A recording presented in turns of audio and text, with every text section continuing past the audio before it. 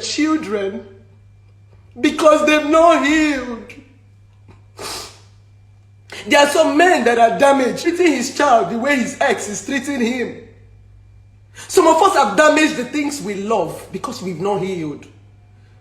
This is not clouds. This is real. This is my story. And I'm not ashamed to talk about it. We have lost a lot of good things in our life because we refuse to heal. Even our children. You see yourself treating your child.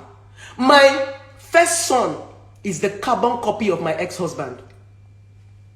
If I did not heal, I probably would have killed my son by now because he's the replica of his father. For every time, I always tell myself, Tonto, your son is the replica of his father. So you must heal, you must forgive him if you want to love your son. I had to forgive my ex to be able to love my son. I couldn't love my son without forgiving him because he was his father. My first son walks like his father. My first son sits like his father. My first son, sometimes when my first son is looking at me, I'll say, Jesus, you are a carbon copy of your dad. I see my ex-husband every day in my house. I feed my ex-husband. My ex-husband is my son. He's his replicate. And let's talk about gene. He took some little gene of his father. I cannot change the fact that my son is from Edo State. No matter how much I want to hate Edo men. What about gene?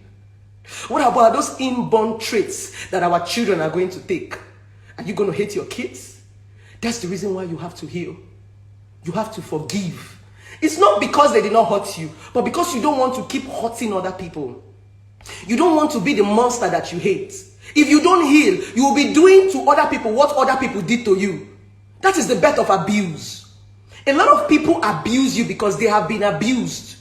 A lot of people are doing to you what they know. Some people are wicked to you because all they got was wickedness. They were not born wicked because they did not heal. So they will be replicating the things that they got. That's what is called being damaged. Most of us are damaged. If you don't heal, you will never get love. The problem is not the man. The problem is not the woman. The problem is the fact that you are damaged. You are broken into pieces. And if you do not gather your pieces, you can never find love. I kept on searching for a man to love me. I didn't find. I told you guys there was a time I told myself, listen, maybe because you are going for high class men, why not go for the lower class? Maybe because you are looking for a man that is rich. Okay, blessing, look for a man that is struggling. Look for a man that is just trying to survive. Build with him. I met a guy. He was doing his PhD outside the country. I told him to come to Nigeria. I was going to help him. I was helping him to look for a job. I called all my contacts when I was working with the police and begged them to give him a job. I finally secured a job for him, but he said the job was going to take about 3 months.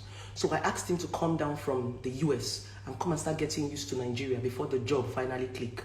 When this guy came down from the US, he lived in my house. I gave him my car. I fed him.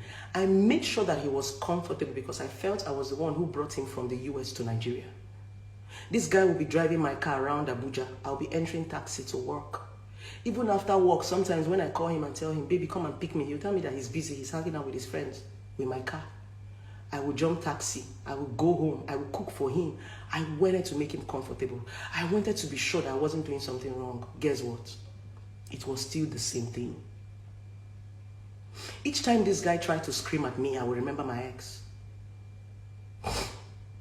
There was a day we were having an argument and this guy raised his hand and wanted to slap me. Before he wanted to slap me, I gave him 2 slaps.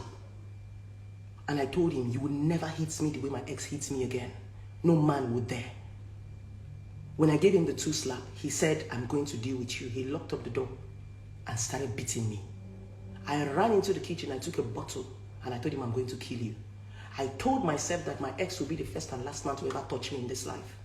It was when we were fighting, my landlady, because then I was staying in a BQ.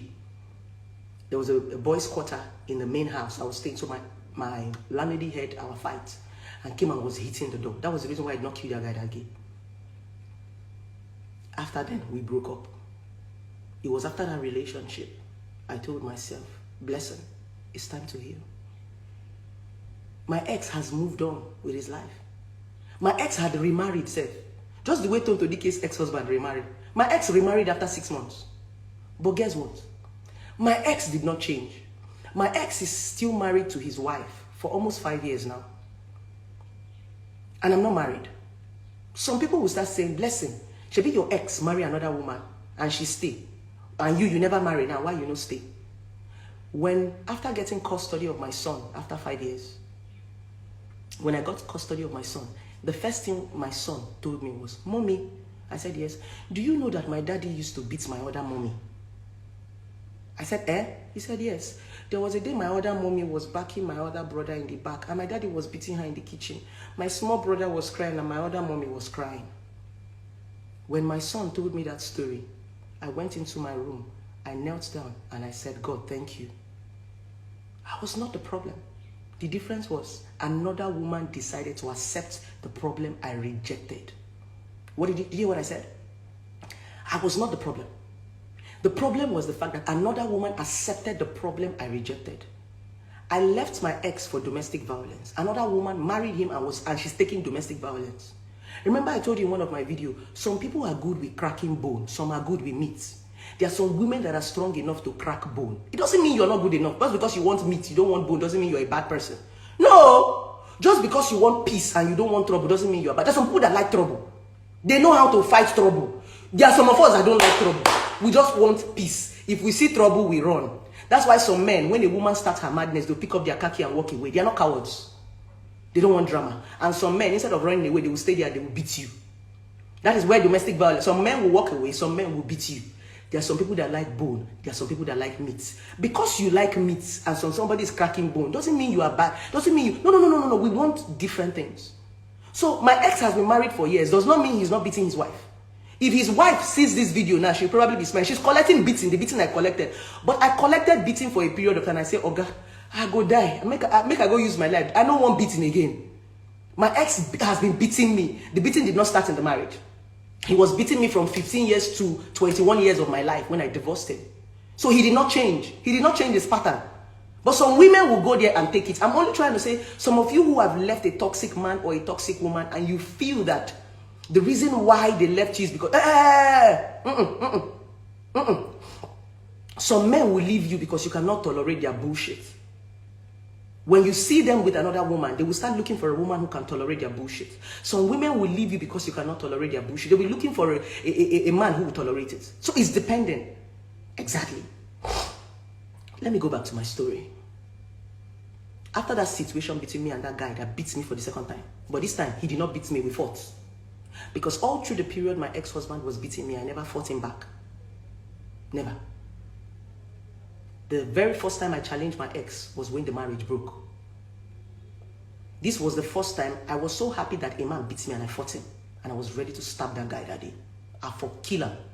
And I was ready to go to jail because I didn't want what my ex did to me to repeat again. The difference is now I'm an adult. When my ex was doing all those things he was doing to me, I was a child. But now I've grown. I'm a grown 32-year-old woman. You can't beat me up. We go fight. I not go sit down, you go to beat me. I go carry something, we go fight. You can't beat me at my age and at my level now. My ex was beating me then because I was a small girl. But no man will beat me now. We go fight. Pata, one person go die. If you go kill me, but I go at least give you small blows. I go use my fingernails, scratch your face. So, when I left that relationship, I had to go back to the drawing board. And I told myself, Blessing, I said, yes, it's time to let your ex go. Leave your ex alone. You need to succeed on your own. Then I used to tell myself, if I buy a car, the first place I want to go and drive it is let my ex see that I bought a car. I was living for my ex. I wanted to succeed for my ex. All I wanted to do was prove a point, validation.